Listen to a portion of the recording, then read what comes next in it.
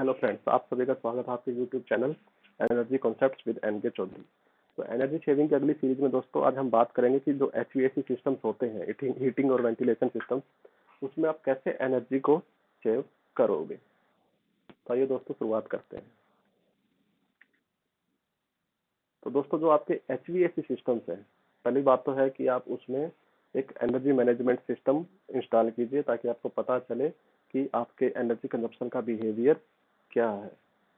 दूसरा, आप सिस्टम को बैलेंस कीजिए, फ्लो सिर्फ उतना ही रखें जितना आपको रिक्वायरमेंट है। एक्सेस फ्लो देने में भी आपका हीट लॉस का कोई मतलब ही नहीं है। तो आप पंप, फैन, ब्लोअर, उनके साइज को आप रिड्यूस कर सकते हैं, उसके साइज को आप वीएफडी लगा के रिड्यूस कर सकते हैं, आप उनकी पुली लगा के रिड्यूस कर सकते हैं, और उनकी बेल्ट को चेंज करके भी आप उस पर्टिकुलर को रिड्यूस कर सकते हैं। तो फैन की स्पीड कम करने से कैसे आपको पावर सेविंग मिलती है दोस्तों, उसका मैंने energy saving tips in fan and blower एक वीडियो बनाया है, आप उसको चेक कर सकते हैं। वहां से आपके पर्टिकुलर कॉन्सेप्ट क्लियर हो जाएगा। तो एचवीएसी में अगली सीरीज में अगर हम बात करें कि हम कैसे एनर्जी को सेव करें, तो उसमें नेक्स्ट पॉइंट आता है कि जो एचवीएसी की आपकी डक्ट्स हैं दोस्तों, आप उसको प्रॉपर वे में इंसुलेट कर दीजिए। प्रॉपर वे में इंसुलेट होंगी तो आपका हीट लॉस नहीं होगा एटमॉस्फेयर के साथ। तो जहां में भी आपकी एचवीएसी की चिल्डर्स की बातें आती हैं, तुरंत आप सबसे पहले अपने डक्ट्स को इंसुलेट कीजिए। उसके बाद दोस्तों हम बात करते हैं, जैसे पीक हावर्स होते हैं जहाँ पे आप मैक्सिमम आपको बिजली का बिल भरना पड़ता है। बहुत सारी स्टेट ऐसी है जहाँ पे टैरिफ को peak hour, off peak hour, normal hours में डिस्ट्रीब्यूट किया है। तो शाम का टाइम जो होता है दोस्तों पीक हावर होता है।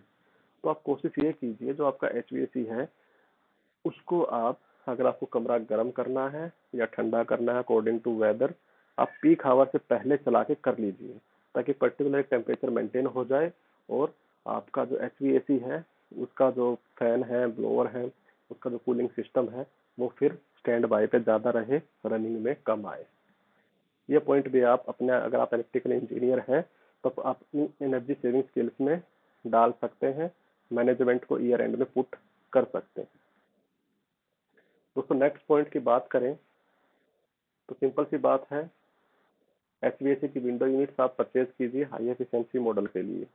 जहाँ पे पर्टिकुलर एक आदमी बैठ रहा है तो वहाँ पे कोशिश कीजिए सीलिंग फैन को आप ज़्यादा यूटिलाइज करें, ना कि डायरेक्ट आप पूरा एचवीएसी डक्ट वहाँ पे देके और पूरे अपने सिस्टम को चला रहे हैं। मतलब इसको बोलते हैं spot cooling. Spot cooling and heating के लिए आप कोशिश ये कीजिए कि आप पर्सनल के लिए इतना इम्पैक्ट अपने सिस्टम पे ना डालें। नेक्स्ट पॉइंट में दोस्तों हम बात करें वही कि ओवर साइज आपको सिस्टम नहीं करना है। ये सारे पॉइंट दोस्तों ऐसे हैं कि आप इनकी एक चेकलिस्ट बना सकते हैं और अपनी वर्किंग में इनको फॉलो कर सकते हैं। दूसरा दोस्तों, एचवीएसी की फैन की स्पीड को मिनिमाइज कीजिए। देखिए दोस्तों, फैन की speed directly proportional to power का क्यूब होती है। अगर आप फैन की स्पीड कम करोगे तो आपकी, मान लो आपने फैन की स्पीड 10% कम की, तो दोस्तों आपका जो पावर कंजप्शन है 27% कम हो जाएगा।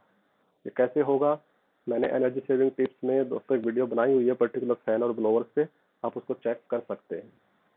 उसके बाद देखिए दोस्तों, जहाँ पे कूलिंग और हीटिंग का सिस्टम आता है, सिंपल सी बात है, जितने भी आपके जो रहते हैं होल्स रहते हैं, जितने भी आपके लीकेज रहते हैं, सबको आपको सील करना है। ओके दोस्तों, उसके बाद जितने भी फ्लेक्सिबल कनेक्शन है, एयर हैंडलिंग यूनिट के साथ हो, किसी के साथ हो, सबको आपको अच्छे से रिपेयर करना है। क्योंकि जितने भी फ्लेक्सिबल या लूज कनेक्शन रहते हैं, कहीं ना कहीं वो आपका ब्रेकडाउन लेके आएंगे।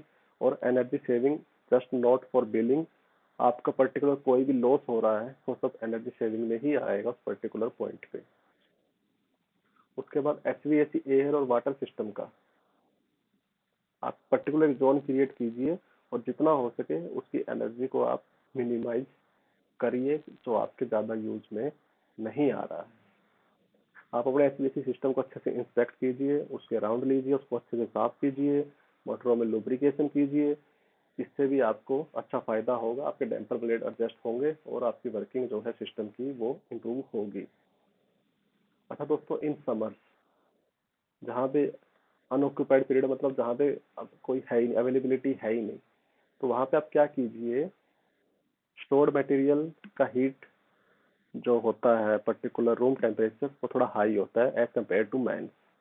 तो जब आपका अनऑक्यूपाइड एरिया है वहाँ पे आप थोड़ा सा टेम्परेचर बढ़ा लीजिए, ताकि आपका HVAC पर्टिकुलर नॉर्मल रनिंग में ना रहे और मटेरियल के हिसाब से आपको वहाँ पे पर्टिकुलर टेम्परेचर भी मिलता रहे। तो जितना टेम्परेचर बढ़ाओगे उतना उसका ऑपरेशन टाइम कम हो जाएगा, उतनी आपकी एफिशिएंसी जो है वो बढ़ेगी। आउटसाइड जो एयर है दोस्तों, उसका पूरा यूटिलाइज कीजिए, क्योंकि HVAC में यही रहता है कि आप जितना अच्छा एयर का यूटिलाइज करोगे उतनी ज़्यादा आपको एफिशिएंसी मिल जाएगी। Air to air heat exchanger का आप यूज कीजिए, क्योंकि HVAC में सारा खेल एयर का रहता है, जैसे कि आप लोगों को पता होगा। HVAC के रनिंग हावर्स को आप कैसे मेंटेन करोगे? जैसे नाइट है, नाइट में सारा स्टाफ चला जाता है, तो अब देखिए कहाँ पे आपकी रिक्वायरमेंट नहीं है, तो वहाँ पे आप HVAC के डक्ट को बंद कर दीजिए। भले उसके लिए आप ऑटो सेंसर लगाइए। जहाँ पे रिक्वायरमेंट नहीं है वहाँ पे डक्ट्स को बंद कर दीजिए। वीकेंड है, वीकेंड पे HVAC चलाने की जरूरत ही नहीं है। पर्टिकुलर एक दो आदमी का अगर काम है तो कोशिश कीजिए तो सीलिंग फैन वगैरह से या एक नॉर्मल कूलिंग से अपना वहाँ का टेम्परेचर मेंटेन करें। पूरे HVAC सिस्टम को चलाने की जरूरत ना पड़े, और जितना अच्छा वेंटिलेशन प्रोवाइड करवाओगे उतना ज़्यादा आपको इसमें एफिशिएंसी मिलेगी, क्योंकि HVAC दोस्तों एयर फ्लो पे डिपेंड करता है।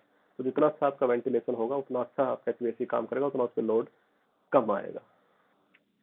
रही बात मेंटेनेंस की दोस्तों, तो जो यूनिट कॉइल्स है और जो कम मैस होता है HVAC के बाहर, आप जितना उसको अच्छा क्लीन करोगे उतना अच्छा आपका सक्शन होगा, उतना अच्छा आपको उसको एयर फ्लो आपको मिलेगा। फिल्टर्स को आपको दोस्तों शेड्यूल चेक करना है, महीने में कम से कम एक बार आप चेक कर लीजिए।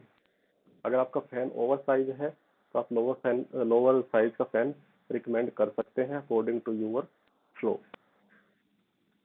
दूसरा दोस्तों देखिए, आज के बिल्डिंग्स में सीलिंग का काफी चलन है, फॉल्स सीलिंग जो लगती है। तो कोशिश ये कीजिए कि अगर आपकी फॉल्स सीलिंग लगानी पड़ रही है तो उसकी हाइट बहुत ज्यादा ना हो। जितने आप फॉल्स सीलिंग नीचे लगाओगे उतनी आपकी डक्ट नीचे आएंगी, सरफेस एरिया आपका रूम का कम होगा और पर्टिकुलर टेम्परेचर मेंटेन करने में टाइम भी कम लगेगा, तो एफिशिएंसी आपके सिस्टम की इम्प्रूव होगी। तो दोस्तों देखिए, एनर्जी सेविंग कोई जादू नहीं है कि कोई ऐसा आइडिया मिल जाए अचानक सब कुछ इधर से उधर पलट के रख दे। आपको पर्टिकुलर मेंटेनेंस से, आपके चेक पॉइंट से, छोटी छोटी चीजों को करके आप एग्जिस्टिंग सिस्टम में एनर्जी सेव कर रहे हो, उसको आप बचा सकते हो। तो उन पर्टिकुलर पॉइंट्स पे हमने दोस्तों एक सीरीज बनाई है एनर्जी सेविंग की, जिसमें पॉइंट्स को समराइज किया हुआ है। आप इनका स्क्रीनशॉट ले सकते हैं, देख सकते हैं। इनमें 4 से 5 पॉइंट आपको ऐसे मिल जाएंगे जो आप साइट पे इम्प्लीमेंट नहीं करते हैं, आप उनको इम्प्लीमेंट कीजिए और अपने मैनेजमेंट को बताइए हमने ये किया है साहब, और इससे इतनी हमारी एनर्जी सेव हो गई है, जिससे आपके कैरियर में भी आपको फायदा मिलेगा। तो इन एनर्जी सेविंग पॉइंट्स का मोटो हमारा यही होता है। तो आज की वीडियो में दोस्तों इतना ही है। अगली वीडियो में फिर आपसे मिलेंगे। धन्यवाद।